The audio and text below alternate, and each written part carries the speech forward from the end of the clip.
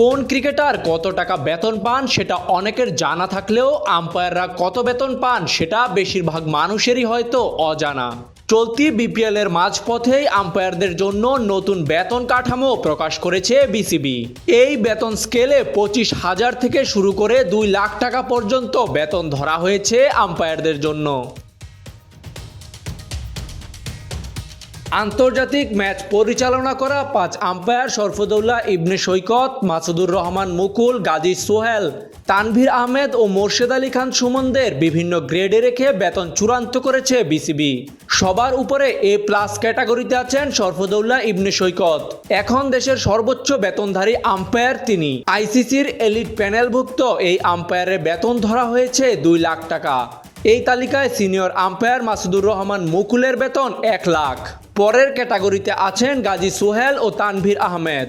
তাদের বেতন ঠিক করা হয়েছে 90,000 টাকা করে। মোর্শেদ আলী সুমন ঠিক পরের ক্যাটাগরি থেকে পাবেন মাসে 70,000 টাকা। এর বাইরে বিসিবির এলিট প্যানেলের আম্পায়ারদের বেতন ধরা হয়েছে ব্যক্তিভেদে 45 থেকে 55,000 টাকা। সিনিয়র আম্পায়ার মাহফুজুর রহমান লিটু এই ক্যাটাগরিতে সবচেয়ে বেশি 55,000 টাকা বেতন পাবেন। আরেক ক্যাটাগরিতে 35 থেকে 45,000 টাকা এবং সর্বশেষ বিসিবি ইমার্জিং ক্যাটাগরিতে একদম নতুন আম্পায়ারদের জন্য মাসিক বেতন বরাদ্দ করা হয়েছে 25,000 করে। নতুন বেতন কাঠামোতে দেশের শীর্ষ আম্পায়ার সহ বেতনের আওতায় আনা হয়েছে নারী আম্পায়ারদেরও। নারী আম্পায়ারদের জন্য বেতন ধরা হয়েছে 35,000 টাকা। তাজিম আশরাফ, বিডি আর্কাইভ।